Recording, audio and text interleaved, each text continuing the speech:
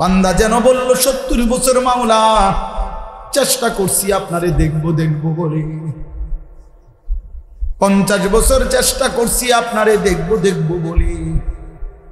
আল্লাহ বলেন বান্দা আমিও তো জানি, আমারও তো মন চাইছে তোরে দেখা দিতে, কিন্তু দুনিয়ার জমিন হওয়ার কারণে, দুনিয়ার জীবন হওয়ার কারণে দেখা দেই নাই বান্দা। মূসাও তো আমারে দেখতে চাইছে, আমি তো আমার বহু বান্দা আমারে দেখতে চাইছে, আমি তো দেখা দেই নাই বান্দা।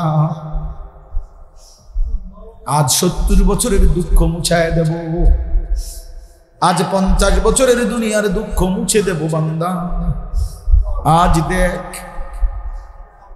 নয়ন ভরে দেখ বান্দা, প্রাণ ভরে দেখ বান্দা। আল্লাহ মাফ করে দাও।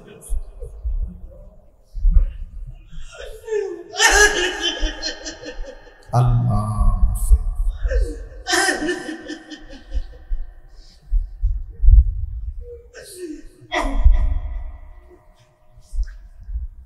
চলো দোস্ত, তুমি যদি তোমার গুনায় মজা পাও, আমরা কিন্তু আল্লাহর ডাইকেও মজা পাই। তুমি মনে করো না তুমি কেবল ভাত খাও আর আমরা চিড়া খাই, না না, আল্লাহরে ডাকার মধ্যেও মজা আছে, সেজদার মধ্যে বহুত মজা আছে, আল্লাহর গোলামির মধ্যে স্বাদ আছে। দুনিয়া তো আলহামদুলিল্লাহ আমাদের সবারই চলতেছে, আখিরাত কিন্তু চলবে না রে বন্ধু। চলো নামাজ পড়বো ইনশাআল্লাহ, সবাই নিয়ত করি তো আল্লাহ, আল্লাহ তৌফিক দান করে। আন তা'বুদাল্লাহ কাআন্নাকা তারাহু ফাইন লাম তাকুন তারাহু ফাইন্নাহু ইয়ারাক। জন্য জিবরাইল বলছে নবী ইহসান কি? নবী বলছে যেন তুমি আল্লাহকে দেখছো অথবা আল্লাহ তোমাকে দেখছে। কোরআনুল কারীমে এবার আল্লাহ বলেন বান্দা ইহসানের এই সিফাত কলিজার মধ্যে যদি এটা হয় যে তুমি আমাকে দেখছো, অথবা যদি এটা না পারো কমপক্ষে যদি কলিজায় এটা বসাইতে পারো যে আমি আল্লাহ তোমাকে দেখছি, এমন ইহসানের এই স্তর যদি হয়, আমি আল্লাহ ওয়াদা দিলাম ওয়া ইন্নাল্লাহা লামাল মুহসিনিন, আমার এমন মুহসিন বান্দার সাথেই আমি আছি। মুহসিনিন বান্দা অর্থাৎ যার কলিজার মধ্যে এটা সারাক্ষণ থাকে যে আমার আল্লাহ আমাকে দেখছে, আমার আল্লাহ আমাকে। ছোটবেলায় আমরাও ওয়াজ শুনছি না, আমিও ওয়াজ শুনছি ছোটবেলায়, খুব মনে নাই কোন বুজুর্গর কার মুখে এটা, বাকি ওয়াজের মধ্যে শুনছি যে এক বুজুর্গ বলছে তার মুরিদদেরকে যে বাবারা তোমরা আগামীকাল এমন একটা মুরগি জবাই করে আনবা আমার জন্য, এমন জায়গা থেকে, হ্যাঁ, কেউ যেন না দেখে, কেউ যেন না দেখে। থামেন না, থামেন, নিজেরাই সবর করেন নিজে। তো পরের দিন সবাই মুরগি জবাই করে আনছে একটা একটা, শুধু একজন মুরিদ একটা জীবিত মুরগি আনছে। তো আল্লাহর ওলি বলছে বাপ তুমি মুরগি জবাই করলা না? আমি তো জবাই করা মুরগি আনতে বলছি। বলছেন হুজুর আপনি তো বলছেন এমন জায়গায় জবাই করতে যেখানে কেউ না দেখে। আমি তো নদীর ধারে গেলাম, পুকুরের পাড়ে গেলাম, আমি তো বাঁশ ঝাড়ের কাছে গেলাম, রাতের অন্ধকারে গেলাম, কত জায়গায় ঘুরলাম হুজুর। তো যেখানেই জবাই করতে যাই আমার যে কেবল মনে পড়ে যে আমার আল্লাহ তো আমাকে দেখছে। আপনি তো বলছেন কেউ যেন না দেখে, আমার তো কেবল মনে পড়ে আল্লাহ তো আমারে দেখে, আল্লাহ তো দেখে। আল্লাহ আন তা'বুদাল্লাহ কাআন্নাকা তারাহু ফাইন লাম তাকুন তারাহু ফাইন্নাহু ইয়ারাক ওয়া মান ইয়াত্তাবি' খুতুওয়াতিশ শাইতান। আল্লাহ বলেন মনে রেখো মুমিন, শয়তানের পথ যদি ধরো, অনুসরণ করো, ফাইন্নাহু ইয়া'মুরু বিল ফাহশাই ওয়াল মুনকার, শয়তান তোমারে সারাক্ষণই কেবল অশ্লীলতা, বেহায়াপনা এটারই আদেশ করবে, ওয়াল মুনকার গুনাহের কাজের প্রতি আদেশ করবে। কিশোর নওজোয়ান, তাফসীরের মধ্যে কথা স্পষ্ট আছে, ফাহশা অশ্লীলতা মানে হলো আয-যিনা ওয়া মা আশবাহু, নারীর সাথে সম্পৃক্ত যত গুনাহ এটারও অশ্লীলতা।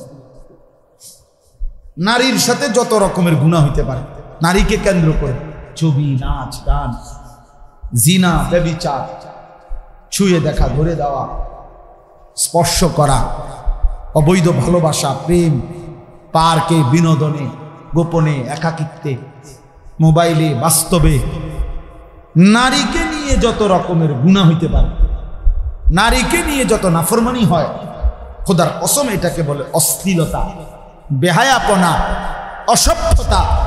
আল্লাহ তাআলা বলছে শয়তানের পথ ধরবা তো সে প্রথম তোমাকে নারীকে কেন্দ্র করে যে কোনো অশ্লীলতার দিকেই আদেশ করবে। এই যে ওমান ইয়াত্তাবি খুতুওয়াতিশ শাইতান ফাইন্নাহু ইয়া'মুরু বিল ফাহশা, সে কেবল তোমাকে অশ্লীলতার দিকেই আহ্বান করবে। কখনো নাচ দেখাবে, কখনো গান শোনাবে, কখনো ছবি দেখাবে, কখনো উলঙ্গ দৃশ্য দেখাবে, কখনো বাস্তবের নারীর পিছনে ঘুরঘুর করে হাঁটাবে, কখনো উলঙ্গ ছবির সামনে সারা রাত জাগায় রাখবে। ও তোমারে বলে দিবে, বুঝায় দিবে যে কিশোর নওজোয়ান, যৌবন মানেই নারীর জন্য, যৌবনের সক্ষমতাই মানে নারীর পিছনে। জন্য হাজারো লাখো যুবক এমন সুন্দর যৌবনটা নষ্ট করে দেয় শুধুই নারীকে কেন্দ্র করে, নারীকে নিয়ে ভাবতে ভাবতে শরীর শেষ, স্বাস্থ্য শেষ, যৌবন শেষ।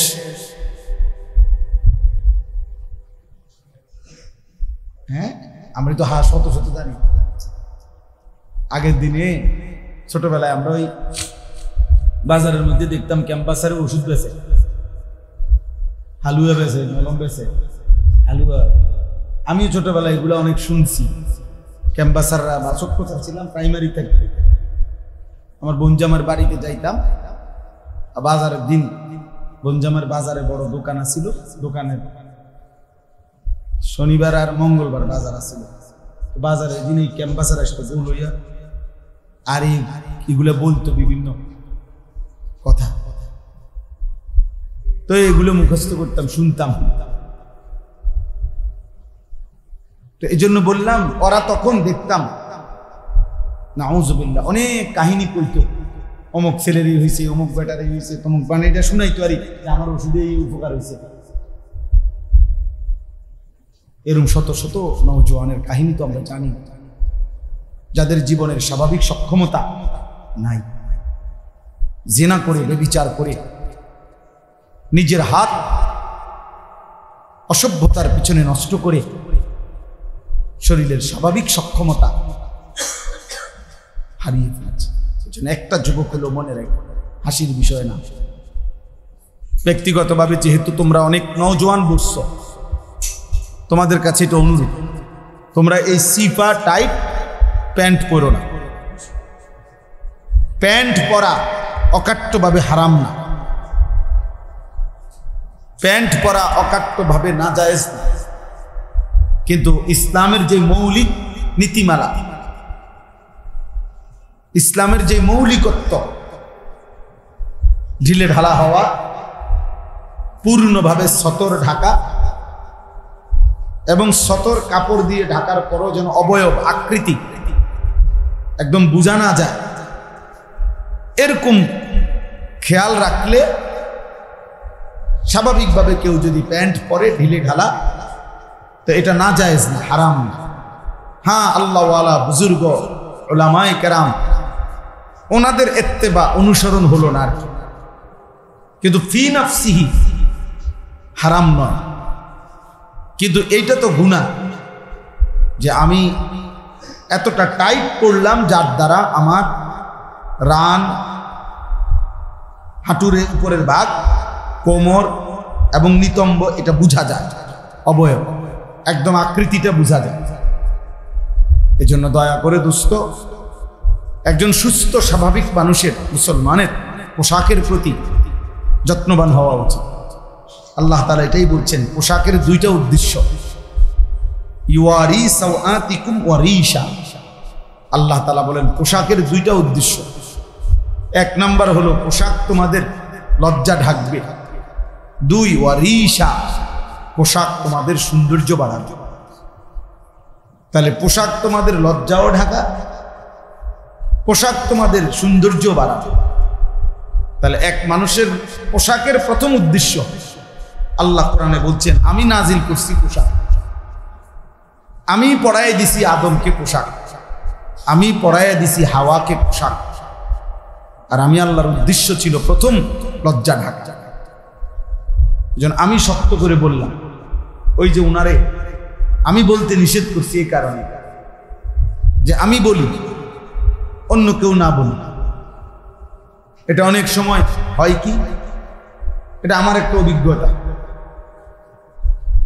যে ওই শ্রোতাদের কেউ যদি আবার তাল দেয়, পরে কাজা লাগে, ঝগড়া লাগে, যে বেটা হুজুর কইছে কইছে তুই কেনা, বুঝেন নাই কথাটা? আমি এটা দেখছি, মানে হয়তো হুজুর কইছে এটা গায়ে সইছে, আমনে কেন, আমনে আমার মাত বুড়ি করবেন, আমনে, তখন ঝগড়া হয়, মনোমালিন্য হইতে পারে। এই জন্য ওই চাচারে আমি বললাম যে আপনি বললেন না, আমি বলি, বুঝেন না হিসাবটা? তাইলে নওজোয়ান তো আমগরে মহব্বত করে, আমরা জানি, আর মহব্বতের দাবি সংশোধন করে, ভালোবাসলে সংশোধনই করে। সোহাগ করা তারই সাজে শাসন করেছে, সোহাগের মধ্যেই শাসন থাকাছে, অর্থাৎ সংশোধন করাছে। শুধরাইয়া না দিলে, ঠিক করে না দিলে কে ঠিক করে দিবে? দীর্ঘদিন যাবৎ অনাদরে, অযত্নে, অবহেলায় ফেলে রাখার কারণে একটা পর্যায়ে আইসা এখন আমাদের ছেলে পেলে সম্পূর্ণ নিজের মতো করে চলছে, নিজের মতো করে। কেউ তাকে মনে করায়ও নাই যে মুসলমানের পোশাক এমন হয় না, কেউ হয়তো ভাবায় না। আলহামদুলিল্লাহ, আমি এমন ইমানদারের ঘরে ছোট বাচ্চাও দেখছি, 4 বছরের মেয়ে, ছোট্ট মেয়ে, মাথার হিজাব একটু সরে গেছে, সাথে সাথে চিৎকার দিয়ে উঠছে, হিজাব হিজাব। কসম আল্লাহ, আজকেও দেখছি সুদূর্ণপুরে আমার শায়েখের মাদ্রাসা, এক বাচ্চা মেয়ে, তারে কোলে নিতে গিয়ে তার মাথার হিজাবটা একটু টান খাইছে, সর্বোচ্চ 4 বছর হবে বয়স, সে চিৎকার দিয়ে উঠছে। কসম আল্লাহ, যে হিজাব হিজাব, এটা ছুটে গেল কেন, মানে এটা ওদিকে চলে গেল। আমি নিজ চোখে দেখছি। তাইলে হাদিসের মধ্যে আছে, আল্লাহ নবী সাল্লাল্লাহু আলাইহি সাল্লাম বলেন, প্রত্যেকটা মানব সন্তান আল্লাহকে মানার যোগ্যতা নিয়ে, ফিতরাত নিয়ে এই পৃথিবীতে ভূমিষ্ঠ হয়। প্রত্যেকটা দেহের মধ্যে পুরা ইসলাম মানার, খোদার কসম, শতভাগ যোগ্যতা দিয়েই আল্লাহ তাআলা সৃষ্টি করেছেন।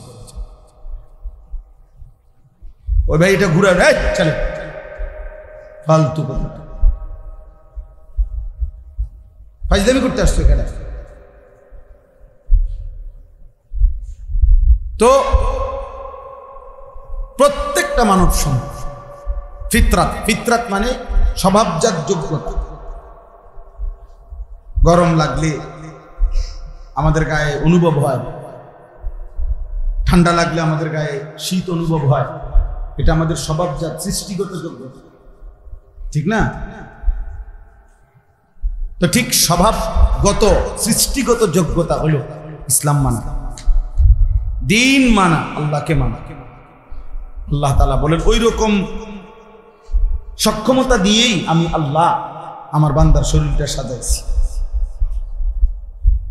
যেভাবে শরীরটা গঠন করলে দিন মানতে পারবে, ওই রকম যোগ্যতা দিয়েই আমি আল্লাহ আমার বান্দার শরীর গঠন করছি।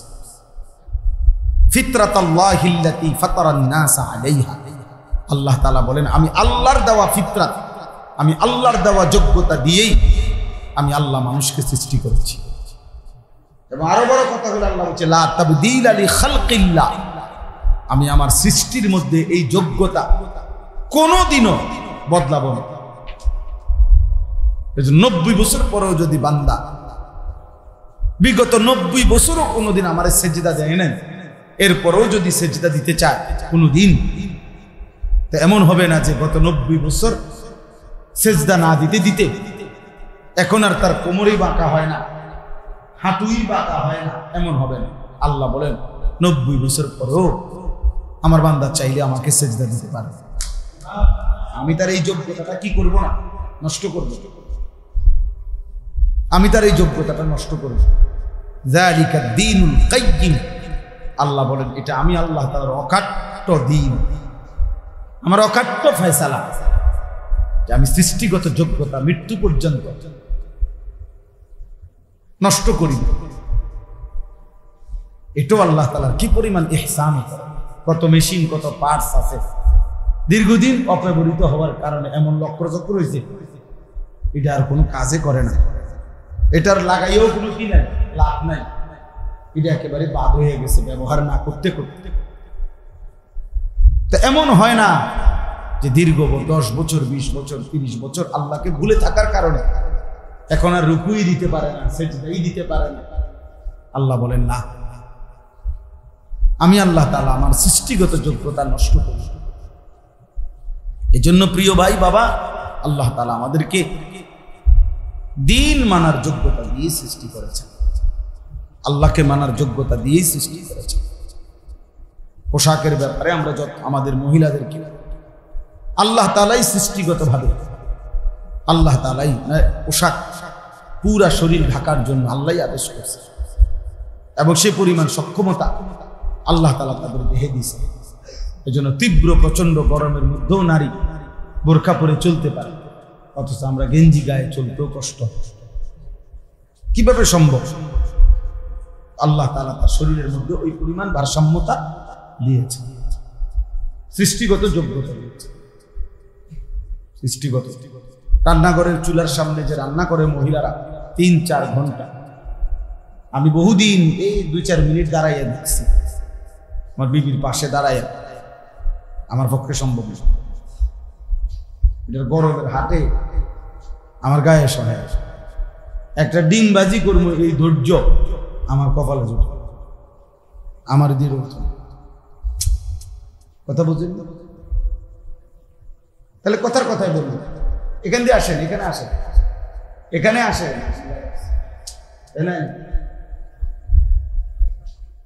আসেন। তো এই জন্য বললাম আমাদের প্রত্যেকেই এটা আমাদের বোঝা উচিত। তো চলেন ইনশাআল্লাহ, কথাটা শুরুতে বললাম, ওই এক ছেলেরে বসাইতে গিয়ে এই পোশাকের কথা বল, হাদিসের মধ্যে আছে। বহুত বড় দুঃখের কথা হলো, নবীজি বলছে নিসাউন কাসিয়াতুন আরিয়াতুন মাইলাতুন মুমিলাতুন লা ইয়াজিদনা রিহাল জান্নাহ। নবীজি বলেন এমন কিছু নারী হবে যারা কাসিয়াতুন, যারা পোশাক পরেছে, কিন্তু খোদার কসম বন্ধু, নবীজি বলেন আরিয়াত, অথচ তবুও তারা উলঙ্গ।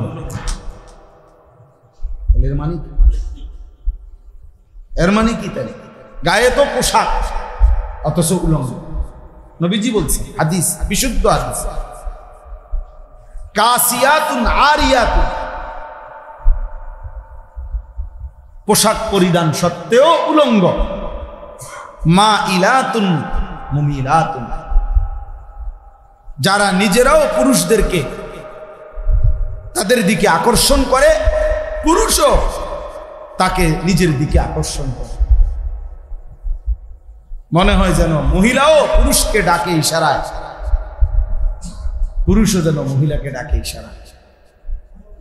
আল্লাহ নবী সাল্লাল্লাহু আলাইহি সাল্লাম বলেন, এই নিকৃষ্ট নারীরা লা ইয়াজিদনা রিহাল জান্নাহ, হাসরের ময়দানে তারা জান্নাতের ঘ্রাণও পাবে না।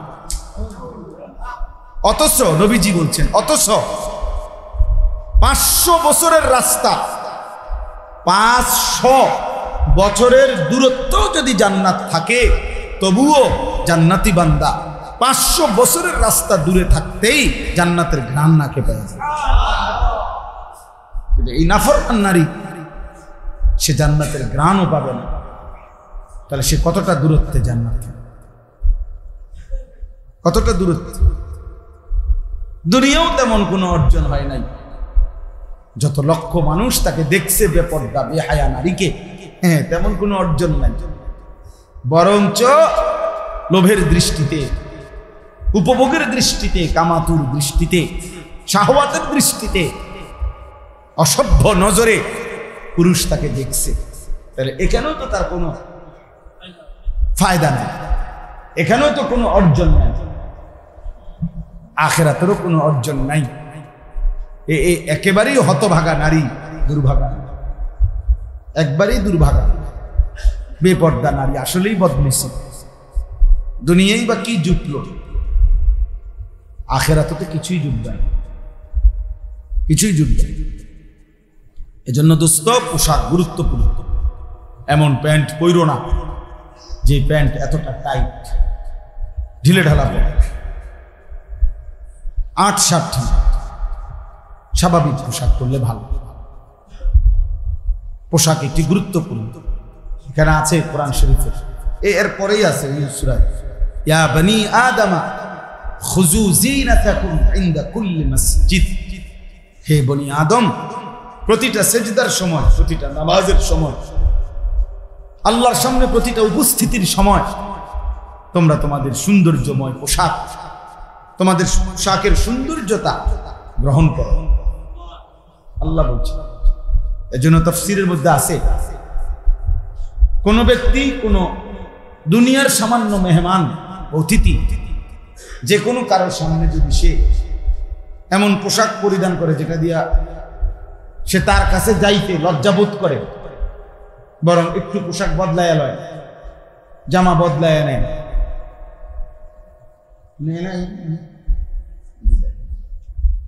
এখান থেকে বসে, দুটোর সাথে বসে,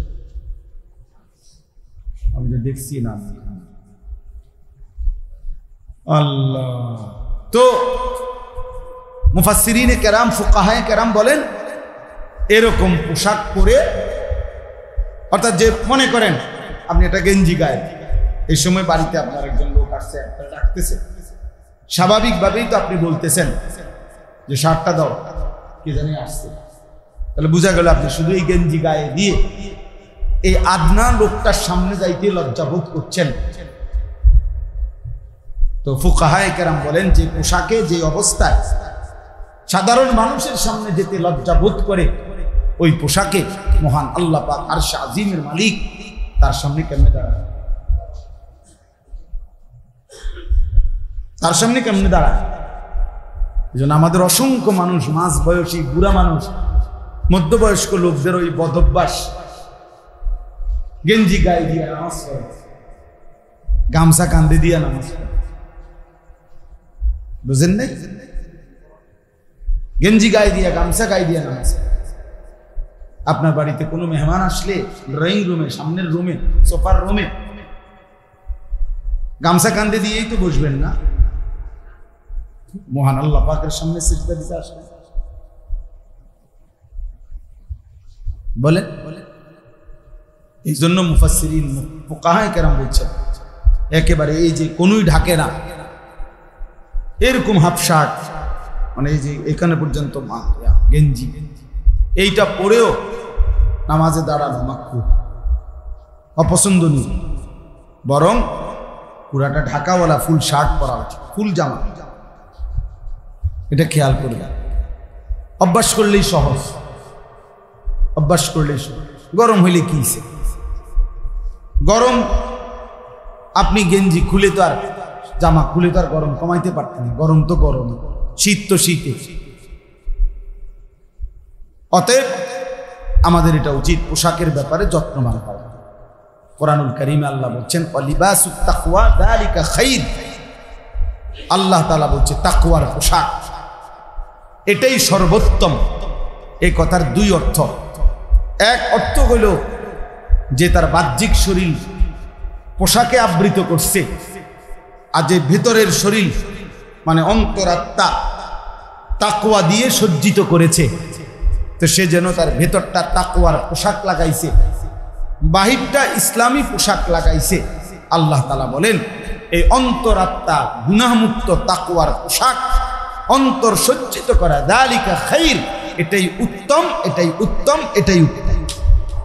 আর অথবা আরেকটা অর্থ হইল আহলুত তাকওয়া, যুগে যুগে যারা আল্লাহর প্রিয় বান্দা, মুত্তাকি বান্দা, যুগে যুগে যারা আল্লাহ তাআলার অনুগত বান্দা, আল্লাহকে ভয় করে যেসব বান্দা, আল্লাহর সেই প্রিয় নেককার বান্দাদের পোশাক সর্বোত্তম, সর্বোত্তম। এই জন্য দোস্ত, এটাকে ছোট মনে করার কিছু নাই। অনেক সময় আমাদের অনেক বুদ্ধিজীবী পণ্ডিত একটু শিক্ষিত মানুষ মনে করে যে হুজুররা সব কিছু নিয়ে বাড়াবাড়ি, একটা জামা নিয়েও ওনাদের মাথা ব্যথা। বুঝেন নাই কথাটা? এটা কিন্তু অনেক অনেক লোক আছে, একটা জামা নিয়েও হুজুরদের মাথা ব্যথা, একটা জামা নিয়েও হুজুরদের ধর্মীয় উস্কানি। কথা বুঝছেন? তার মানে কি? তাই তার মানে বোঝা গেল জামার ব্যাপারে ইসলামের কোনো দিক নির্দেশনা হইতে পারে না। যার শরীর তার পোশাক, তার যেটা ভাল লাগে সে সেটাই পরবে। এই অসভ্যতার, এই নগ্নতার, এই স্বাধীনতার কোনো অনুমতি ইসলামের মধ্যে নাই। ইসলামের মধ্যে এটা নাই। বরং ইসলাম সবকিছুকে নিয়ন্ত্রণ করে। যেই নবী সাল্লাল্লাহু আলাইহি সাল্লাম কয়টা ঢিলা ব্যবহার করবে টয়লেট পেপার, বাথরুম টয়লেটে, এইটা যে এখানে তিনি ঠিক করে দিছেন, এখানে নবীজি যেটা ঠিক করে দিছেন, তো সেইখানে পোশাকের মতো গুরুত্বপূর্ণ বিষয় কোনো দিক নির্দেশনা থাকবে না। কথা বল, আপনি যদি বলেন এইটা ছোটখাটো বিষয়, পেশাব পায়খানা, এটা নিয়েও কি একটা বলার বিষয় হলো নাকি? এটা হাদিসেও আছে, মদিনার ইহুদিরা নবীজির জামানায়, ইহুদি বেঈমানরা, ইহুদি ওরা বলতো, ওরা এটা বলতো যে তোমাদের নবী মুহাম্মদ নাকি বড় নবী। বেটা, এত বড় নবী, শ্রেষ্ঠ নবী নাকি? এগুলা কি শিখায়? হাত্তাল খিরআতা, টয়লেট বাথরুমে তোমরা কেমনে বসবা, এইটা পর্যন্ত তোমাকে নবী শিখায়। এই সমস্ত ছোট বাজে বিষয় এগুলো বুঝি মানুষের শিখায়। বাথরুম তো বাথরুম, ওখানে আবার বসা কি একটা যেমনি মনে করে এমনি বইয়ানো লাগবে। এখানে আবার নিয়ম কানুনের কি বুঝেন নাই কথা? আমার জীবনে, আমি এখন নাম বলবো না ইচ্ছা করে, জীবনে আমি একবার একটা দামি 5 স্টার বা 7 স্টার এরকম হবে একটা হোটেলে জীবনে একবার গেছিলাম। একজন বড় আলেম বিদেশ থেকে আসছিলেন, ওনার একটা বয়ান লেকচার শোনার জন্য, আরো আগে। তো বয়ান শেষ হওয়ার পরে ওই অত্যাধুনিক হোটেল আমাদের বাংলাদেশেই, পরে ওইটার বাথরুমে গেছি। বাথরুমে গিয়া দেখলাম, আমি তো এটা বুঝি নাই প্রথম, অনেক আগের কথা, দেখছি যে কোনোখান দিয়ে পানি বলতে কিছু নেই, পানি নাই, শুধু টিস্যু পেপার আছে আর কিছু নাই, পানি নাই যে নাই। পরে এরপরে হলো খানার টাইম, পরে আমার মেজো ভাই ছিল আমার সাথে, আমি বাথরুম থেকে পানি ব্যবহার আরে বের হয়েই বাইরে বললাম, ভাই আমার পক্ষে খানাও সম্ভব না, আমি মসজিদে যাইতে হইব, পাশে আপনারা খান, আমি আসতেছি। কি হয়েছে তোর? আমি বললাম ওই যে মোল্লার দৌড় মসজিদ পর্যন্ত, কাজে আমার মসজিদে যাইতে হবে, আমার মসজিদে পানি আছে, আমার এত বড় হোটেলের দরকার নেই, আমার মোল্লার দৌড় মসজিদে বালা। মোল্লা যদি দৌড়াইয়া মসজিদে যাইতে পারি, আর মসজিদ থেকে যদি জান্নাতে যাইতে পারি, ও ডাইনে বামে যাইয়া কি লাভ? এই জন্য মোল্লার দৌড় মসজিদ পর্যন্ত, মসজিদের দৌড় জান্নাত পর্যন্ত। এই জন্য এটার মধ্যে লজ্জার কিছু নেই। মোল্লার দৌড় মসজিদ পর্যন্ত, এটার মধ্যে বিদ্রুপ করার কিছু নাই। বরং তুই বেটা দোয়ার নিয়তে বল, আর আল্লাহ যদি আমার জন্য এটা কবুল করে কামিয়াব আমি। তুমি বরং আমার দোয়া করে দাও যে আল্লাহ তার দৌড় মসজিদ পর্যন্ত শেষ করে দেয়, তাইলে আল্লাহ যদি আমার 5 ওয়াক্ত মসজিদে পৌঁছায়, জামাতে নামাজ পড়ার তৌফিক দেয়, তো আমার জন্য তো এটা কামিয়াব। এই জন্য সবসময় একটা জিনিস মনে রাখবেন, ইসলাম বিরোধী দুশ্মনরা মুসলমানের বিরুদ্ধে, ওলামাদের বিরুদ্ধে এই পর্যন্ত যত শব্দ ব্যবহার করছে, প্রত্যেকটা শব্দই শেষ পর্যন্ত কোনোভাবেই ওলামায়ে কেরাম কলঙ্কিত হয় নাই, বরং ওলামায়ে কেরামের মূল অস্তিত্বই প্রমাণ করেছে। যাই হোক, চলেন এবার আমরা আমাদের কথা শেষ করি। আল্লাহ তাআলা বললেন, ইয়া আইয়ুহাল্লাযীনা আমানু, হে ঈমানদারগণ, লা তাত্তাবিউ খুতুওয়াতিশ শাইতান, তোমরা কোনোভাবেই শয়তানের রাস্তা অনুসরণ করো না। আমি খুব দ্রুত শেষ করে দিচ্ছি। হে ঈমানদারগণ, কোরআনুল কারীমের মধ্যে মোট 89 বার, 8, 9, 89 বার এই শব্দটা আছে। আল্লাহ তাআলা মোট 89 বার হে ঈমানদারগণ বলে আমাদেরকে ডাক দিয়েছেন। সুবহানাল্লাহ। কয়বার ভাই? 89 বার। 89 বার। 89 বার যেই মালিক আমাকে আপনাকে ডেকেছেন, এমন মালিকের ডাকে কি আসলে সাড়া দেওয়া উচিত না? তো বলেন, কোন মা যদি একটানা 89 বার তার সন্তানকে ধারাবাহিক ডাকতে থাকে, আর সেই সন্তান যদি ডাকে সাড়া না দেয়, এই পৃথিবীর যেই কোনো মানুষ তাকে কি বলবে? বলেন, কি পরিমাণ নিমক হারাম বলবে, কি পরিমাণ অসভ্য বলবে, কি পরিমাণ অবাধ্য নাফরমান। তার মা তারে অনবরত ডাকতেছে, তার মা তারে সারাক্ষণ শুনতেছি ডাকতেছে, নাফরমান সন্তান একটাবারও মায়ের ডাকে সাড়া দেয় না। আমার ছেলেরা বাপ, আমার কিশোর নওজোয়ান, ঠিক তোমার মালিক এক সপ্তাহ হিসাব লাগাও, 5 ওয়াক্ত নামাজে একদিনে তোমারে 5 বার, মানে অবস্থার প্রতিটা পরিবর্তনে, একবার সকাল হলে ডাকছে, আবার যখন সময় বদলে দুপুর হইছে তখনও ডাকছে, আবার সময় বদলে যখন বিকাল হইছে তখনও ডাকছে, আবার সময় বদলে যখন সন্ধ্যা হইছে তখনও ডাকছে, আবার সময় বদলে যখন রাত হইছে তখনও ডাকছে। আল্লাহ যেন বলে, বান্দা আর তো কোনো টাইম নাই, টাইম তো ছিল হয় সকাল, নয়তো দুপুর, নয়তো বিকাল, নয়তো সন্ধ্যা, নয়তো রাত। বান্দা আমি তো তোরে সকালেও ডাকছিলাম রে, দুপুরেও ডাকলাম, বিকেলেও ডাকলাম, সন্ধ্যাও ডাকলাম, রাত্রেও ডাকলাম। এত বড় নাফরমান কেমনে হইলি বান্দা? একটা বেলাও একটা সেজদা দিলি না, আমার ডাকে একবারও সাড়া দিলি না। তোর মতো অকৃতজ্ঞ বেঈমান নাফরমান এই জমিন আর কেউ হইতে পারে না।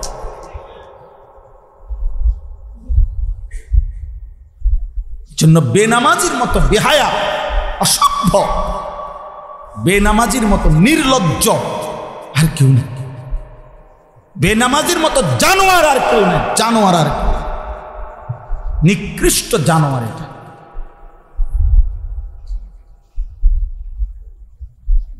ওর মধ্যে ইনসানের কিছু নাই, মানুষের কিছু নাই।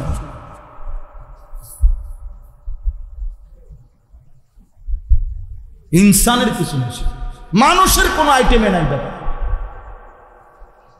কথা হইল মিয়া, সকাল, দুপুর, বিকেল, সন্ধ্যা, রাত, আর কোনো টাইম আছে? সময়ের আর কোনো নাম আছে? নামে তো এই 5টা। একবারও সারা দিবা? এত বড় জানোয়ার মানুষ হয়, এত বড় অকৃতজ্ঞ মানুষ হয়। আস্তাগফিরুল্লাহ। জন্য মনে রাখো, আল্লাহর নবী সাল্লাল্লাহু আলাইহি সাল্লাম রাহমাতুল লিল আলামিন, দয়ার মায়ার সাগর নবী, কি পরিমাণ গোসা হইলে নবী বলে, বেনামাজি তোর হাসর হবে ফেরাউনের সাথে, নমরুদের সাথে, কারুনের সাথে, উবাই ইবনে খালাফ নিকৃষ্ট মক্কার বেঈমান তার সাথে। এর চাইতে ভয়ানক, এর চাইতে ভয়ঙ্কর কোন পাপীর উদাহরণে তো নাই। কথা বলেন না? ফেরাউন নমরুদের চাই নামাজ পড়বো বাপ। লা তাত্তাবিউ খুতুওয়াতিশ শাইতান, শয়তানের পথে চলো না। প্রত্যেক গুনাহ তাফসীরের মধ্যে আছে। শয়তানের রাস্তা কোনটা? খোদার কসম তাফসীরে আছে প্রতিটা গুনাহ। তোমরা মাসুম, আল্লাহ দোহাই তুমি এনতে বসো করবি। এই ছেলে, ফ্যান এটা গরম লাগবে, আমি শেষ করে দিতেছি, তুমি এরপরে হাত পাখা দিয়ে বাতাস করো, চা একটা তুফান লাগাই দিস। বসো, এনে এসে বসো, চলেন। এজন্য কিচ্ছু হইতো না, গরমে কোনো মানুষ মরে যাবে না। আল্লাহ তাআলা বলছেন শয়তানের পথ অনুসরণ করুন। এটা অনেকবার আছে, বিশ্বাস করেন এই কথাই। আল্লাহ তাআলা কোরআনে বলছে, ইয়া আইয়ুহাল্লাযীনা আমানু দুখুলু ফিস সিলমি কাফা ওয়া লা তাত্তাবিউ খুতুওয়াতিশ শাইতান। হে ঈমানদার, পুরোপুরি ইসলামের মধ্যে প্রবেশ করো। আবার বলছে, বান্দা শয়তানের কোন পথ অনুসরণ করো। খেয়াল করেন, এই অল্প সময় শেষ করছি। আল্লাহ বলছে, ইয়া আইয়ুহান নাস কুলু মিম্মা ফিল আরদি হালালান তাইয়্যিবা ওয়া লা তাত্তাবিউ খুতুওয়াতিশ। আমার বান্দা, হালাল খাও, হালাল, হারাম খাইও না, শয়তানের পথ অনুসরণ করো। যখন হালাল খাইতে বলছে তখনও বলছে শয়তানের পথ অনুসরণ করো না। যখন ইসলাম পুরা মানতে বলছে তখনও বলছে শয়তানের পথ অনুসরণ করো না। এখানেও বলছে শয়তানের পথ অনুসরণ করো না, ওই পথে যেও না, ওই পথে যেও না, ওই পথে যেও না। এজন্য কেন নামাজ পড়বা না ভাইয়া? কেন নামাজ পড়বা না? কতভাবে আমরা বলার চেষ্টা করতেছি, কতভাবে আমার কত মানুষ ব্যক্তিগতভাবে অনেক সময় কয় যে হুজুর মাঝে মাঝে ভয় লাগে যে আপনি যেভাবে পোলাপানকে ধমকান, অন্য কোনো মানুষ হলে মনে উল্টে ধরলে আমি বললাম যাক, একদিন যারা ধরছেন আর দৌড়লে আমি হেরার লাগে যাম গা, ধরলে কি আমি তো দিল থেকে পরিবর্তন চাই। এই জন্য আমি সত্য কথা বলি। মাকসাদ তো আমার ঝগড়া ফাসাদ না, পরিবর্তন চাই, ফিরে আসা চাই। প্রিয় ভাই, যে কয়জন বসছেন বয়স্ক মাঝ বয়সী বাবারা, আপনারা ছেলেরা কেন নামাজ পড়বেন? কেন নামাজ?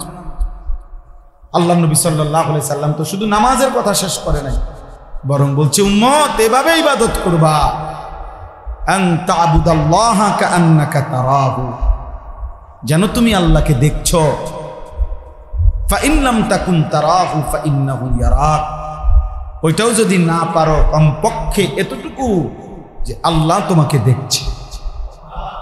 এটা ভুলো না, এটা ভুলো না, ইহসান। এটা হাদিসে জিব্রাইল দিয়ে আল্লাহ নবী বলছে, ইউআল্লিমুকুম দীনাকুম, তোমাদের পুরা দিন শিখালো। ঈমান পূর্ণ হয়, ইসলাম পূর্ণ হয়, কোন মানুষের মুসলমানের জিন্দেগি পূরণ হয় খোদার কসম তখন যখন তার ভিতরে এই অবস্থা হয় যে হয় আমি আল্লাহকে দেখছি, অথবা কমপক্ষে আমার দিলে কথা আছে আল্লাহ আমাকে দেখছে, আল্লাহ আমাকে। আলাম ইয়ালাম বিআন্নাল্লাহা ইয়ারা, রব্বুল আলামিন বলে বান্দা জানো কি আমি কিন্তু সারাক্ষণ দেখি। আল্লাহ বলে বান্দা রুকু দিলেও আমি দেখি, সেজদা দিলেও আমি দেখতে থাকি, জিকির করলেও আমি দেখতে থাকি, রাত গভীরে যখন উলঙ্গ ছবি দেখো বান্দা আমি দেখতে থাকি, নারীর নাচ যখন দেখছো বান্দা আমি মাওলা তখন দেখতে থাকি। আয়াহসাবু আন লাম ইয়ারাহু আহাদ, আল্লাহ বলে বান্দা তুমি কি এই ভেবেছো তোমাকে বুঝি কেউ দেখছে না? কেমনে ভাবলা বান্দা? এটা কেমনে ভাবলা? কেমনে ভাবলা বান্দা? কেমনে ভাবলা? কেমনে পারলা? তুমি কেমনে মনে করলা আমি দেখি না? আল্লাযী ইয়ারাকা হিনা তাকুম। আল্লাহ বলে বন্ধু আপনি যখন নামাজের জন্য দাঁড়ান আমি সরাসরি আপনাকে দেখতে থাকি। ওয়া তাকাল্লুবাকা ফিস সাজিদিন। আল্লাহ বলে বন্ধু আপনি যখন রুকু দেন সেজদা দেন আমার বান্দাদের সাথে যখন আপনি জামাতে নামাজ পড়তে থাকেন আমি আল্লাহ আপনার প্রতিটা নড়াচড়া দেখতেই থাকি। তাইলে আল্লাহ বলে বান্দা সেজদা দিলেও দেখি, জিকির করলেও দেখি, নাফরমানি করলেও দেখি। এতটুকু তো কমপক্ষে ভাবেন। এর নিচে তো মুমিনের কোনো স্তর নাই। আছে এর নিচে স্তর? আন তা'বুদাল্লাহা কাআন্নাকা তারাহু। সর্বোচ্চ স্তর তো হইল আমি আল্লাহকে দেখছি। এটা যদি না হয় ফাইন লাম তাকুন তারাহু ফাইন্নাহু ইয়ারাক। কমপক্ষে এতটুকু তো ভাবো বান্দা, কলিজায় বসাও যে আল্লাহ দেখছে। যুবক আল্লাহ দেখে, যুবক দোস্ত আমার, বন্ধু আমার, আল্লাহ দেখে।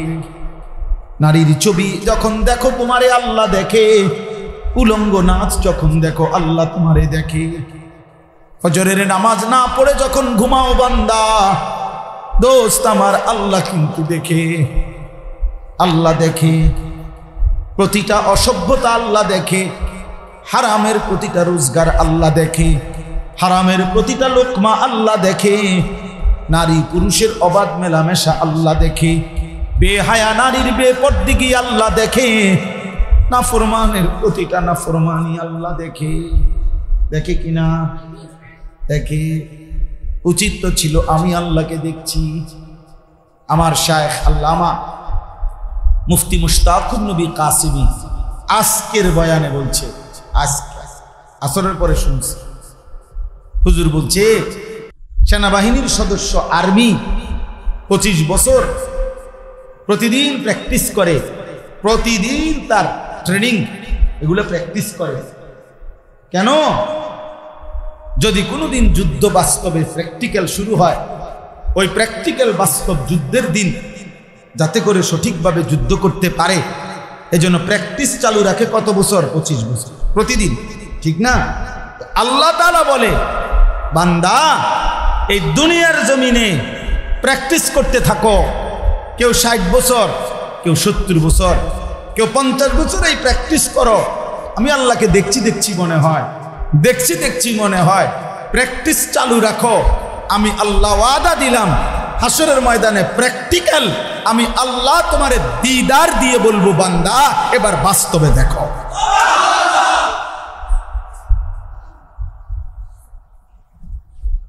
এবার দেখো।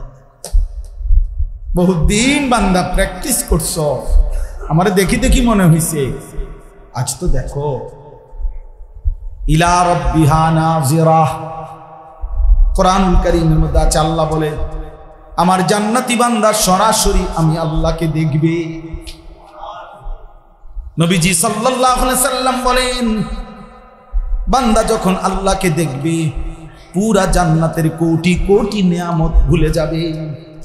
আল্লাহর দিদারের সামনে হুর মিছা, আল্লাহর দিদারের সামনে জান্নাতের সব নাজ ও নিয়ামত ভুলে যাবে। আল্লাহকে দেখেই মজা পেতে থাকবে, আল্লাহকে দেখেই স্বাদ পেতে থাকবে। অপেক্ষার সব পালা শেষ হয়ে গেল, সব প্র্যাকটিস হতে হতে এবার রবকে দেখেই ফেললো। বান্দা যেন বলল 70 বছর মাওলা চেষ্টা করছি আপনারে দেখবো বলে, 50 বছর চেষ্টা করছি আপনারে দেখবো বলে। আল্লাহ বলেন বান্দা আমিও তো জানি, আমারও তো মন চাইছে তোরে দেখা দিতে, কিন্তু দুনিয়ার জমিন হওয়ার কারণে, দুনিয়ার জীবন হওয়ার কারণে দেখা দেই নাই বান্দা। মূসাও তো আমারে দেখতে চাইছে, আমি তো আমার বহু বান্দা আমারে দেখতে চাইছে, আমি তো দেখা দেই নাই বান্দা। আজ 70 বছরের দুঃখ মুছায় দেব, আজ 50 বছরের দুনিয়ার দুঃখ মুছে দেব বান্দা। আজ দেখ, নয়ন ভরে দেখ বান্দা, প্রাণ ভরে দেখ বান্দা। আল্লাহ মাফ করে দেন।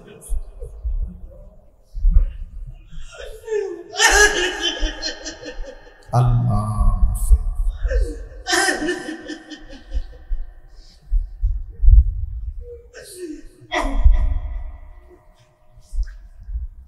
চলো দোস্ত, তুমি যদি তোমার গুনায় মজা পাও, আমরা কিন্তু আল্লাহর ডাইকেও মজা পাই। তুমি মনে করো না তুমি কেবল ভাত খাও আর আমরা চিড়া খাই। না না, আল্লাহরে ডাকার মধ্যেও মজা আছে, সেজদার মধ্যে বহুত মজা আছে, আল্লাহর গোলামির মধ্যে স্বাদ আছে। দুনিয়া তো আলহামদুলিল্লাহ আমাদের সবারই চলতেছে, আখিরাত কিন্তু চলবে না রে বন্ধু। চলো নামাজ পড়বো ইনশাআল্লাহ, সবাই নিয়ত করি তো আল্লাহ আল্লাহ তৌফিক দান করে। আন তা'বুদাল্লাহা কাআন্নাকা তারাহু ফাইন লাম তাকুন তারাহু ফাইন্নাহু ইয়ারাক। জন্য জিবরাইল বলছে নবী ইহসান কি? নবী বলছে যেন তুমি আল্লাহকে দেখছো অথবা আল্লাহ তোমাকে দেখছে। কোরআনুল কারীমে এবার আল্লাহ বলেন বান্দা, ইহসানের এই সিফাত কলিজার মধ্যে যদি এটা হয় যে তুমি আমাকে দেখছো, অথবা যদি এটা না পারো কমপক্ষে যদি কলিজায় এটা বসাইতে পারো যে আমি আল্লাহ তোমাকে দেখছি, এমন ইহসানের এই স্তর যদি হয়, আমি আল্লাহ ওয়াদা দিলাম ওয়া ইন্নাল্লাহা লামাল মুহসিনিন, আমার এমন মুহসিন বান্দার সাথেই আমি আছি। মুহসিনিন বান্দা অর্থাৎ যার কলিজার মধ্যে এটা সারাক্ষণ থাকে যে আমার আল্লাহ আমাকে দেখছে, আমার আল্লাহ আমাকে। ছোটবেলায় আমরাও ওয়াজ শুনছি না, আমিও ওয়াজ শুনছি ছোটবেলায়, খুব মনে নাই কোন বুজুর্গর কার মুখে এটা, বাকি ওয়াজের মধ্যে শুনছি যে এক বুজুর্গ বলছে তার মুরিদদেরকে যে বাবারা তোমরা আগামীকাল এমন একটা মুরগি জবাই করে আনবা আমার জন্য, এমন জায়গা থেকে, হ্যাঁ, কেউ যেন না দেখে, কেউ যেন না দেখে। থামেন না, থামেন, নিজেরাই সবর করেন নিজে। তো পরের দিন সবাই মুরগি জবাই করে আনছে একটা একটা, শুধু একজন মুরিদ একটা জীবিত মুরগি আনছে। তো আল্লাহর ওলি বলছে বাপ তুমি মুরগি জবাই করলা না? আমি তো জবাই করা মুরগি আনতে বলছি। বলছেন হুজুর আপনি তো বলছেন এমন জায়গায় জবাই করতে যেখানে কেউ না দেখে। আমি তো নদীর ধারে গেলাম, পুকুরের পাড়ে গেলাম, আমি তো বাঁশ ঝাড়ের কাছে গেলাম, রাতের অন্ধকারে গেলাম, কত জায়গায় ঘুরলাম হুজুর। তো যেখানেই জবাই করতে যাই আমার যে কেবল মনে পড়ে যে আমার আল্লাহ তো আমারে দেখছে। আপনি তো বলছেন কেউ যেন না দেখে, আমার তো কেবল মনে পড়ে আল্লাহ তো আমারে দেখে, আল্লাহ তো দেখে। আল্লাহ আন তা'বুদাল্লাহ কাআন্নাকা তারাহু ফাইন লাম তাকুন তারাহু ফাইন্নাহু ইয়ারাক ওয়া মান ইয়াত্তাবি' খুতুওয়াতিশ শাইতান। আল্লাহ বলেন মনে রেখো মুমিন, শয়তানের পথ যদি ধরো, অনুসরণ করো, ফাইন্নাহু ইয়া'মুরু বিল ফাহশাই ওয়াল মুনকার, শয়তান তোমারে সারাক্ষণই কেবল অশ্লীলতা, বেহায়াপনা এটারই আদেশ করবে, ওয়াল মুনকার গুনাহের কাজের প্রতি আদেশ করবে। কিশোর নওজোয়ান, তাফসীরের মধ্যে কথা স্পষ্ট আছে, ফাহশা অশ্লীলতা মানে হলো আয-যিনা ওয়া মা আশবাহু, নারীর সাথে সম্পৃক্ত যত গুনাহ এটারও অশ্লীলতা। নারীর সাথে যত রকমের গুনাহ হইতে পারে নারীকে কেন্দ্র করে, ছবি, নাচ, গান, জিনা, ব্যভিচার, ছুঁয়ে দেখা, ধরে দেওয়া, স্পর্শ করা, অবৈধ ভালোবাসা, প্রেম, পার্কে, বিনোদনে, গোপনে, একাকিত্বে, মোবাইলে, বাস্তবে নারীকে নিয়ে যত রকমের গুনাহ হইতে পারে, নারীকে নিয়ে যত নাফরমানি হয়, খোদার কসম এটাকে বলে অশ্লীলতা, বেহায়াপনা, অসভ্যতা। আল্লাহ তাআলা বলছে শয়তানের পথ ধরবা তো সে প্রথম তোমাকে নারীকে কেন্দ্র করে যে কোনো অশ্লীলতার দিকেই আদেশ করবে। এই যে ওমান ইয়াত্তাবি' খুতুওয়াতিশ শাইতান ফাইন্নাহু ইয়া'মুরু বিল ফাহশা, সে কেবল তোমাকে অশ্লীলতার দিকেই আহ্বান করবে। কখনো নাচ দেখাবে, কখনো গান শোনাবে, কখনো ছবি দেখাবে, কখনো উলঙ্গ দৃশ্য দেখাবে, কখনো বাস্তবের নারীর পিছনে ঘুরঘুর করে হাঁটাবে, কখনো উলঙ্গ ছবির সামনে সারা রাত জাগায় রাখবে। ও তোমারে বলে দিবে, বুঝায় দিবে যে কিশোর নওজোয়ান, যৌবন মানেই নারীর জন্য, যৌবনের সক্ষমতাই মানে নারীর পিছনে জন্য হাজারো লাখো যুবক এমন সুন্দর যৌবনটা নষ্ট করে দেয় শুধুই নারীকে কেন্দ্র করে। নারীকে নিয়ে ভাবতে ভাবতে শরীর শেষ, স্বাস্থ্য শেষ, যৌবন শেষ।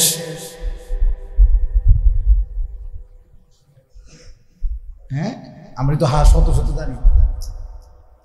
আগের দিনে ছোটবেলায় আমরা ওই বাজারের মধ্যে দেখতাম ক্যাম্পাসারে ওষুধ বেচে, হালুয়া বেচে, মলম বেচে, হালুয়া। আমি ছোটবেলায় এগুলো অনেক শুনছি। ক্যাম্পাসাররা বা ছোট্ট ছিলাম প্রাইমারি থেকে, আমার বনজামার বাড়িতে যাইতাম। বাজারের দিন বনজামার বাজারে বড় দোকান আছিল, দোকানের শনিবার আর মঙ্গলবার বাজার আছিল। বাজারের দিন এই ক্যাম্পাসার আসতো লইয়া, আর এগুলো বলতো বিভিন্ন কথা, তো এগুলো মুখস্থ করতাম, শুনতাম। তো এই জন্য বললাম, ওরা তখন দেখতাম নাউযুবিল্লাহ অনেক কাহিনী কইতো, অমুক ছেলেরই হয়েছে, অমুক বেটারই হয়েছে, তমুক বান, এটা শুনাইতো আর যে আমার ওষুধে এই উপকার হয়েছে। এরকম শত শত নওজোয়ানের কাহিনী তো আমরা জানি, যাদের জীবনের স্বাভাবিক সক্ষমতা নাই, জিনা করে, ব্যভিচার করে, নিজের হাত অসভ্যতার পিছনে নষ্ট করে শরীরের স্বাভাবিক সক্ষমতা হারিয়ে ফেলেছে। সেজন্য একটা যুবক হলো মনে রাখবে, হাসির বিষয় না। বিবাহ বহির্ভূত নারী দেখো না, বিবাহ বহির্ভূত উলঙ্গ ছবি দেখো না, বিবাহ বহির্ভূত অস্থিরতার ফাঁদে পড়ো না। জীবন শুধুই নারীর জন্য না, জীবন শুধুই নারীর জন্য। ওয়াল মুনকার, আল্লাহ বলছে শয়তান সারাক্ষণ গুনার কাজের দিকেই কি করে, একটার পর একটা গুনার কাজ, একটার পর একটা নাচ গান মিথ্যা, এই যে যারা হারাম উপার্জন করে, একটার পর একটা মিছা কথা, একটার পর একটা গুনায় গুনায় গুনায় গুনায় জীবন কাটে। কারণ ওই যে শয়তানের পথ ধরছে। আল্লাহ আমাদেরকে হেফাজত করে। ওয়ালাউলা ফাদলুল্লাহি আলাইকুম ওয়া রাহমাতুহু মা যাকা মিনকুম মিন আহাদিন আবাদা। আল্লাহ বলছে আল্লাহর দয়া না হলে নিজে নিজে ভালো থাকতে পারতাম। আল্লাহর কাছে নিজেরে সুপর্দ করতে হবে, সেজদা দিয়ে আল্লাহর কাছে চোখের পানি ফেলে বলতে হবে, আল্লাহ হেদায়েত দেন, রুশদ দেন, তাকওয়া দেন, তহানত দেন। আল্লাহ আপনি আমার জিন্দেগি সুন্দর করে দেন। আল্লাহ আমার ঈমান আমলের জীবন দেন। কোরআনুল কারীমের মধ্যে আছে ওই 7 জন যুবক আসহাবে কাহাফ, ওই যুবকরা গর্তে গুহার মধ্যে আশ্রয় নিয়া পুরা জাতির থেকে ঈমান বাঁচানোর জন্য তখন তারা দোয়া করছে আল্লাহর কাছে, রব্বানা আতিনা মিন লাদুনকা রাহমা। আল্লাহ আপনি আমাদেরকে আপনার কাছ থেকে রহমত দান করেন। ওয়াহাইয়্যি লানা মিন আমরিনা রাশাদা। প্রিয় ভাই, শেষ কথা শুনেন। যুবকরা বলছে আল্লাহ আপনি রহমত দেন, আর আমাদের আগামীর চলার পথে নিজের জন্য আমরা কি করব, জাতির পরিবর্তনের জন্য আমরা কি করব, এই রাস্তা, এই পথ, এই কর্তব্য, আমাদের করণীয়, আমাদের পথ, আমাদের সঠিক রাস্তা আপনি সহজ করে দেন, আপনি বাতলাইয়া দেন কি করতাম। আল্লাহ তাআলা যেন মায়া করে বলছে যুবককে, 7 যুবক, যে আমার বান্দা যুবক, অনেক কষ্ট করে আসছ, বাড়িঘর ছাইরে আসছ, গোপনে আড়ালে আসছ, অনেক ক্লান্ত লম্বা সফর করে আসছ গুহার মধ্যে, চলো একটু ঘুমাও, বিশ্রাম করো, পরে হইব কথা। কেমনে জাতিকে সংশোধন করবা এগুলো পরে, আগে একটু বিশ্রাম করো। ছেলেরা কাত হইছে, আল্লাহ তাআলা 309 বছরের জন্য তাদেরকে ঘুম করায় দিয়েছে। 309 বছর, কোরআন শরীফের আয়াত, ওয়ালাবিসু ফি কাহফিহিম 300 ওয়াজদাদু 9। 309 বছর, 309 বছর ঘুমাইছে বেটা। কোরআন শরীফের আয়াত মিথ্যা হইতে পারে? আল্লাহ বলছে ওয়ানুকাল্লিবুহুম যাতাল ইয়ামিন ওয়া যাতাশ শিমাল, মানুষ যেমনি ঘুমাইলে ডান দিকে বাম দিকে কাইত হয়, 309 বছর এরা এই ডান দিকেও কাইত হয়েছে, বাম দিকেও কাইত হয়েছে। এমন না যে একদিকে হুঁশিয়ে রয়েছে, একদিকে শুইলে পচে গেল, হইলে মাটিয়ে খাইয়ে লাইলে, এই জন্য নড়াচড়া করছে ঠিক মতো। এমন 309 বছর। তা আমি বুঝাবার জন্য বলি, ওই যুবকরা যেন আল্লাহকে বলছে, আল্লাহ আমরা চাইলাম আপনার কাছে চলার রাস্তা, আপনি দিলেন নাম করে শোয়াইয়া। আল্লাহ বলেন লাগবে না, বাকিটা আমি আল্লাহ নিজেই করে দেব। 309 বছর পরে যুবকরা যখন ঘুম থেকে আল্লাহ উঠাইছে, আল্লাহ বলছে যাও এলাকায় গিয়ে দেখো। ছেলেরা এলাকায় ফিরে এসে দেখে পুরা জাতি ইমানদার, বাদশাহ ইমানদার, বাদশাহ। যুবক হিম্মত করছে, যুবক সাহস করছে, মারে বলছে মা টিফিনের জন্য যাই, কেউ বলছে প্রাইভেটে যাই, কেউ বলছে টিউশনিতে যাই, এক একজন এক এক কথা বলে বাইর হইছে। কিশোর নওজোয়ান রাজপথে বুক টান করে দাঁড়াইছে, ফ্যাসিস্ট পলায়ন করেছে, বাকি সমস্ত জনগণ নিরাপত্তা পায়। এটাই জুলাই নাকি? নওজোয়ান হিম্মত করে দাঁড়াইলে দেশ বদলেছে, জাতি বদলেছে, জালেম হেরে যায়।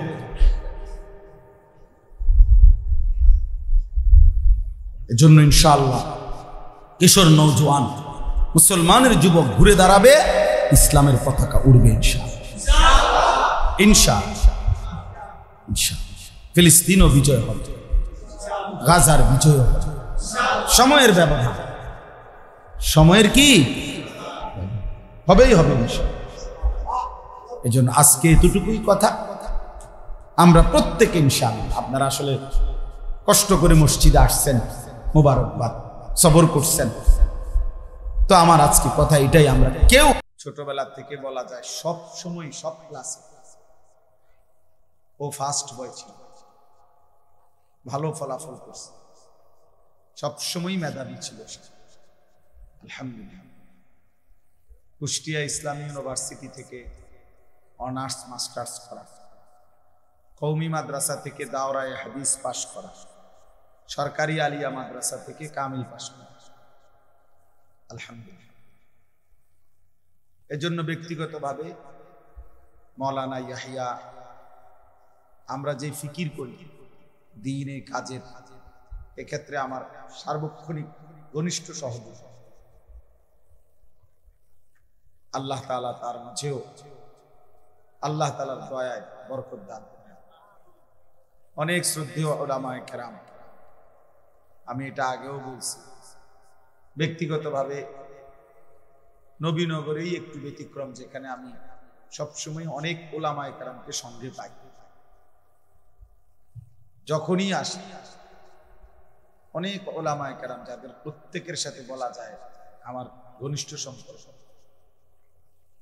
যার কারণে আমার মাহফিলও বেশি বেশি। স্বীকার না করলে তার কিছু করার নেই। এই জন্য মূলত বারবারই আসা হয়। আল্লাহ তাআলা তৌফিক দান। আজকের এই সুন্নাতে নববী মাদ্রাসা, গত বছর এই মাদ্রাসায় মজলিস হয়েছে মাদ্রাসার ভেতরে, এখন আলহামদুলিল্লাহ খোলা যায়। আল্লাহ তাআলা মাদ্রাসার মধ্যেও বরকত দান। তোমরা যে কয়জন ছেলে ভাই দাঁড়ায় আছো, দয়া করে মেহেরবানি করে, খুব লম্বা সময় আমরাও দেরি করব, এই জন্য অল্প সময়, যদি খুব বেশি অসুবিধা না হয় ভাইয়া তো বসতে চেষ্টা কর। যেটুকুই শুনলা, যে দূরই শুনলা, বসে শোনো, এতে নিজের কল্যাণ হবে ভালো। আল্লাহ তাআলা আমাদেরকে তৌফিক দান করেন। কোরআনুল কারীমের এরকম প্রতিধ্বনি করে তাই না, না স্বাভাবিক, একদম স্বাভাবিক।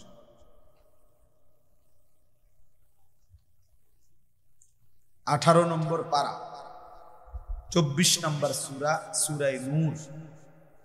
এই সূরার 21 নম্বর আয়াত আমি তেলাওয়াত করেছি। ইনশাআল্লাহ এই একটি আয়াতকে সামনে রেখে সামান্য কিছু কথা আমরা আরজ করতে চাই। আল্লাহ তাআলা আমাদেরকে তৌফিক দান করেন। ইয়া আইয়ুহাল্লাযীনা আমানু, আল্লাহ তাআলা উল্লেখ করছেন, ডাক দিচ্ছেন, হে ঈমানদারগণ। সূরা নূর 24 নম্বর সূরা, 18 নম্বর পারা, 21 নম্বর আয়াত। হে ঈমানদারগণ, লা তাত্তাবিউ খুতুওয়াতিশ শাইতান, শয়তানের কোন রাস্তা, কোন পথ কোনোভাবেই তোমরা অনুসরণ করো না। ওয়ামান ইয়াত্তাবি' খুতুওয়াতিশ শাইতান ফাইন্নাহু ইয়া'মুরু বিল ফাহশাই ওয়াল মুনকার, তোমাদের মধ্যে যে কেহই শয়তানের রাস্তা অনুসরণ করবে তো নিশ্চিত মনে রেখো, শয়তান তাকে সারাক্ষণ যাবতীয় অশ্লীলতা, বেহায়াপনা ও মন্দ কাজের প্রতি আদেশ করবে।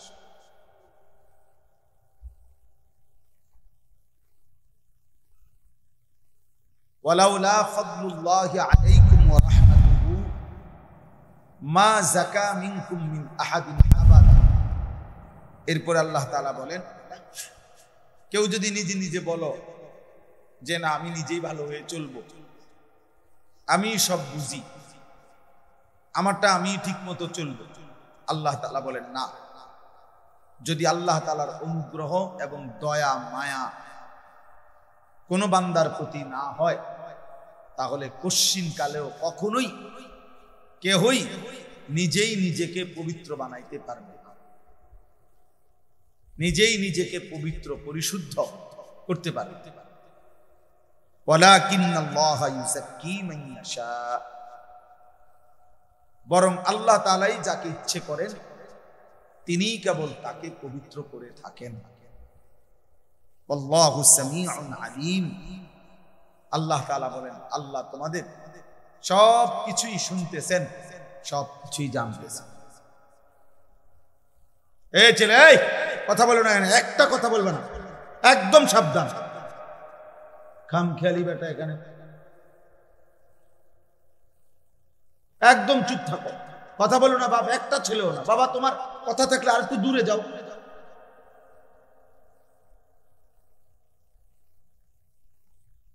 তোমরা বসো, যতক্ষণ পারো বসো, শুধু শুধু দাঁড়ায় আছো, বসো না কেন? এই সাদা গেঞ্জি, বসো না কেন?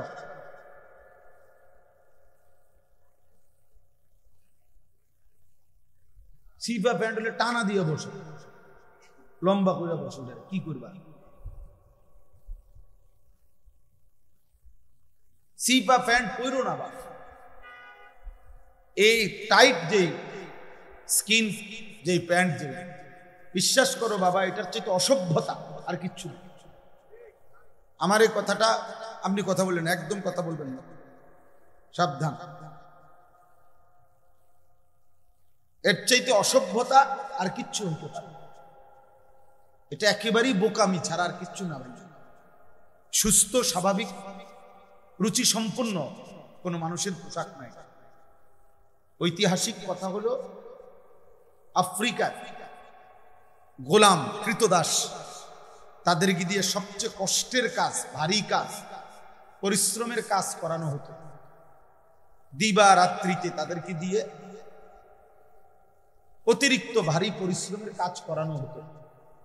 তো এই আফ্রিকান কৃতদাস যাতে কাজে ফাঁকি দিতে না পারে, বসতে না পারে, সারাক্ষণ যেন কাজ করে, এই জন্য তাদেরকেই প্রথম এই সিফা টাইট প্যান্ট বা এই পায়জামার মতো এগুলো পরানো হয়েছে। সত্য কথা, এটাই হলো ঐতিহাসিক। তাহলে তুমি ভাইয়া একটু ভেবে দেখো, একটু বসা আরামসে যার কপালে জোটে না, এটা কথা হইলো নাকি? যে টাইতে টানতে অনেক কষ্ট করে না সুন্দর করে প্রস্রাব করতে পারে, না বাথরুম টয়লেটে সুন্দর করে বসতে পারে, না কোনো জায়গায় একটু নড়ে চড়ে বসতে পারে, কথা হইল কোনো? ন্যূনতম বিবেক বুদ্ধ থাকা উচিত যে আমার একটা আরামেরও তো ব্যাপার আছে। এই জন্য এমনি বললাম, তুমি একজনকে না, এটা মনে রাখতে হবে। 2 নম্বর কথা হলো, কারো যদি এই কোমর থেকে, নাভি থেকে আর কি রান পর্যন্ত, এই হাঁটু পর্যন্ত এটুকু জায়গা পুরুষের সতর, আর সতর ঢাকা ফরজ। সতর ঢাকা কি ফরজ, এবং এতটা গুরুত্বপূর্ণ ফরজ যে ঈমানের পরে কোন বান্দার উপরে নামাজ ফরজ হয়, কিন্তু নামাজেরও আগে সতর ঢাকা ফরজ। এই জন্য নামাজের বাহিরের ফরজ হইল সতর ঢাকা, নামাজের ভেতরের বাহিরের ফরজ আছে না, তো বাহিরের ফরজ হইল সতর ঢাকা। এই সতর ঢাকার ক্ষেত্রে তাফসীরের মধ্যে আছে 2টা জিনিস লক্ষণীয়। এক হলো এই নাভি থেকে হাঁটু, এটা কাপড় দিয়ে ঢাকতে হবে। 2 নম্বর হলো এটা এতটা টাইট আটসাট হইতে পারবে না যার দ্বারা কাপড় দিয়ে ঢাকার পরেও এই রান এবং পিছনের অংশের অবয়ব মানে আকৃতিটা বোঝা যায়, এমন হইলে এটা সতর ঢাকা হবে। এটা স্পষ্ট কিতাবে আছে। অর্থাৎ যেই প্যান্ট পরার দ্বারা আপনার রান এবং হাঁটুর এটাই কতটুকু মোটা চিকন টাইট এটা বোঝা যায়, যদিও কাপড়ে ঢাকা, কিন্তু অবয়বটা কি আকৃতিটা বোঝা যায়, কোমরের পাশ এটা বোঝা যায়। তো এইটার দ্বারা সতর ঢাকা এই ফরজ আদায় হয়, এটা আদায় হয়। তাহলে এটা 2 দিকেই মুসিবতের বিষয়। সতর ঢাকার ক্ষেত্রেও এই টাইট প্যান্ট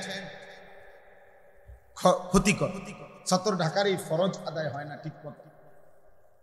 আর রুচিবোধের ক্ষেত্রেও এটা একটা কৃতদাসের পোশাক, গোলামের পোশাক। আর ভদ্রচিত ইমানদার মুসলিম যুবক এমন পোশাক তার হতে পারে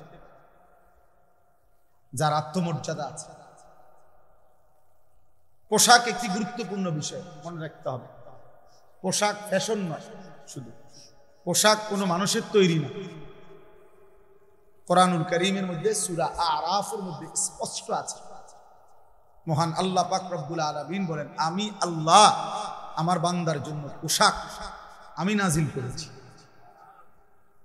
ইয়া বনি আদমা কদ আনজালনা আলাইকুম লিবাসান।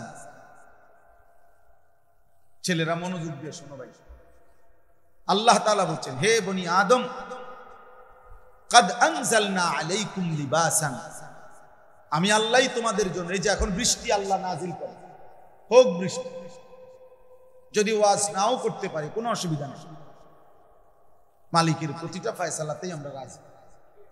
কি বলে? আল্লাহ তাআলার ফয়সালার উপরেই বান্দা খুশি, কারণ আল্লাহ ছাড়া আমার আছে কে? আপনার আছে। তো কাজে আর আল্লাহর ফয়সালার উপরে নারী রাজি না হয়ে অন্য কোথাও যাওয়ার সুযোগ আছে কি? তো লাভ কি? হাদিসে কুদসির মধ্যে আছে, মান লাম ইয়ারদা বিকাদাই ফালিয়াতলুব রাব্বান সিওয়াই। আল্লাহ তাআলা বলেন, আমার যে বান্দা আমি আল্লাহর ফয়সালার উপরে সন্তুষ্ট নয়, সে যেন আমাকে বাদ দিয়ে অন্য আরেকজন রব, খোদা, প্রতিপালক তালাশ করে নেয়। তারে বলে দাও, তুমি আরেকজন রব তালাশ করো, তুমি আরেকজন মালিক তালাশ করো। সেটা কি আছে কেউ? তো কাজেই যেটুকু হইছে আলহামদুলিল্লাহ, এখনো যেটুকু সম্ভব আলহামদুলিল্লাহ। কি বলে? তো বলতেছিলাম যে আল্লাহ তাআলা বলেন, আমি আল্লাহ তোমাদের উপরে, ওই যে বৃষ্টি যেমন কোরআনে আছে, ওয়া আনজালনা মিনাল মুসিরাতি মাআন সাজ্জাদা, জমাট মেঘ থেকে আমি আল্লাহই তোমাদের জন্য অঝরে বৃষ্টি নাজিল করি। আল্লাহ বলেন, আমি বৃষ্টি নাজিল করেছি, যে আল্লাহ নাজিল করেছে। কোরআনুল কারীমের ব্যাপারে আল্লাহ বলছে, কোরআন আমি আল্লাহ নাজিল করেছি। ওয়াল্লাযী আনজালা আলাইকাল কিতাব, তিনি আল্লাহ যিনি আপনার উপরে কোরআন নাজিল করেছেন। আল্লাহ তাআলা কোরআনুল কারীমের মধ্যে বলছে, ওয়া আনজালনাল হাদীদ, আমি আল্লাহ লোহা আমি নাজিল করেছি। লোহা বুঝেন তো না? লোহা যেগুলো যে আমরা এই সমস্ত কাজ করি, ঠিক একই রকম আল্লাহ বলছেন, ইয়া বনি আদমা কদ আনজালনা আলাইকুম লিবাসান, আমি আল্লাহই তোমাদের উপরে তোমাদের জন্য পোশাক নাজিল করেছি। এই পৃথিবীর সমস্ত চতুষ্পদ জন্তু, জানোয়ার, চতুষ্পদ জন্তু নিজের শরীরের আবরণ দিয়েই তার লজ্জাস্থান ঢাকে। লেজ হোক অথবা আল্লাহ তাআলাই তাকে কুদরতি ভাবে শরীরের গঠন এভাবে বানাইছে, তার শরীরের অঙ্গ দিয়েই সে কি করে তার লজ্জাস্থান ঢাকার সিস্টেম। আলাদা পৃথক কোনো পোশাক কাপড় তাকে পরতে হয় না। কিন্তু এই পৃথিবীতে আল্লাহ তাআলাই মানুষকে এভাবে সৃষ্টি করেছেন যে পোশাকবিহীন তার লজ্জাস্থান ঢাকার কোনো সিস্টেম নারী কিংবা পুরুষ কারোই না। আছে কোনো সিস্টেম নেই, কোনো সিস্টেম নেই। এই জন্য মহান আল্লাহ পাক রব্বুল আলামিন যেদিন আদম হাওয়াকে সৃষ্টি করেছেন, যখন শুরু করছেন, যখন রূহ দিয়েছেন, তো তখন আল্লাহ তাআলা পোশাক সহই তাদেরকে আল্লাহ তাআলা মানুষের এই সৌন্দর্য দান করেছে। এই জন্য কোরআনুল কারীমের মধ্যে আছে, আদম এবং হাওয়া আলাইহিমাস সালাম তো পোশাক পরিহিতই ছিলেন জান্নাতে। নিষিদ্ধ ওই গাছের ফল শয়তান যখন তাদেরকে খাওয়াইয়া ফেলছে, তো ওনাদের সর্বপ্রথম ক্ষতি কি হয়েছে? প্রথম ক্ষতি হয়েছে এটাই, কোরআনে আল্লাহ বলছে, তাদের গায়ের পোশাক খুলে গেছে। গায়ের পোশাক কি খুলে? তাহলে বোঝা গেল এর পূর্বে তাদের গায়ে কি ছিল? পোশাক ছিল, পোশাক ছিল। এই জন্য শয়তানের প্রথম আক্রমণ, প্রিয় যুবক মনে রাখো, শয়তানের প্রথম আক্রমণ, শয়তানের প্রথম ধোঁকা, শয়তানের প্রথম ওয়াসওয়াসা বনি আদমের পোশাক খুলে ফেলে। আল্লাহ আপনি তৌফিক দেন, হেফাজত করেন। আল্লাহ আমাদেরকে কবুল করে নেন। আল্লাহ তাআলা মাহফিলকে কবুল করে নেন। আল্লাহ তাআলা মাদ্রাসাকে কবুল করে নেন। আল্লাহ তাআলা আপনাদের বসা কবুল করে নেন। আল্লাহ তাআলা এই ইন্তজামের মধ্যে বরকত দেন, বরকত দান। মাদ্রাসায় বসার কোনো সুরত নাই,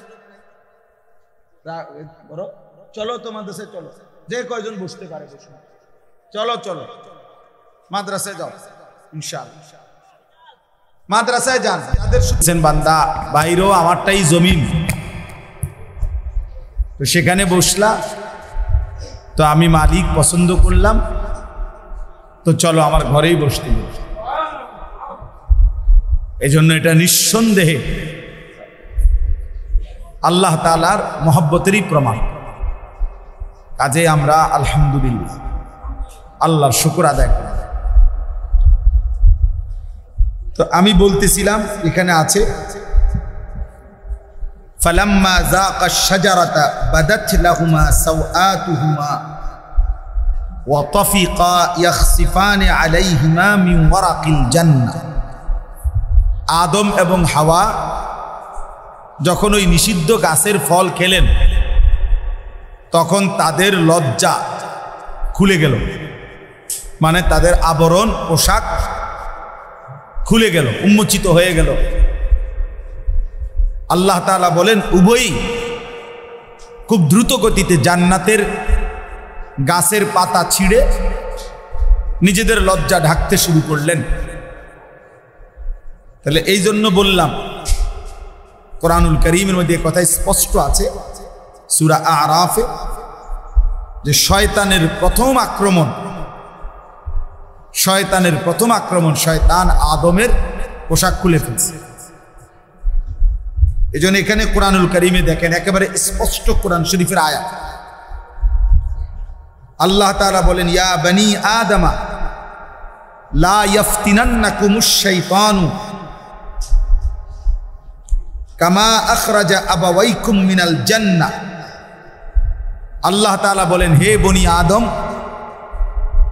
শয়তান যেন তোমাদেরকে এমন ফিতনায় ফেলতে না পারে যেভাবে সে তোমাদের পিতা মাতা আদম এবং হাওয়াকে জান্নাত থেকে বের করে দিয়েছে। এরপরে বলছে ইয়ানজিউ আনহুমা লিবাসাহুমা, সরাসরি কোরআনের আয়াত। আল্লাহ বলেন শয়তান আদম এবং হাওয়ার শরীর থেকে তাদের পোশাক খুলে ফেলছে। লিউরিয়াহুমা সাওআতিহিমা, যেন তাদের লজ্জাস্থান খুলে পড়ে, উন্মোচিত হয়ে পড়ে। ইন্নাহু ইয়ারাকুম হুয়া ওয়া কাবীলুহু মিন হাইসু লা তারাউনাহুম। আল্লাহ তাআলা বলেন নিশ্চয়ই শয়তান তার দল বল নিয়ে তোমাদেরকে এমন জায়গা থেকে খেয়াল করে, লক্ষ্য করে যে সে তোমাদেরকে দেখতে থাকে কিন্তু তোমরা তাকে দেখো না। ইন্না জাআলনাশ শায়াতিনা আউলিয়া লিল্লাযিনা লা ইউমিনুন, নিশ্চয়ই আমি আল্লাহ শয়তানকে তাদের বন্ধুই বানিয়েছি যারা বেঈমান, আমি আল্লাহর উপরে ঈমান রাখে না। এজন্য দোস্ত, আমি মূলত কথাটা শুরু করছিলাম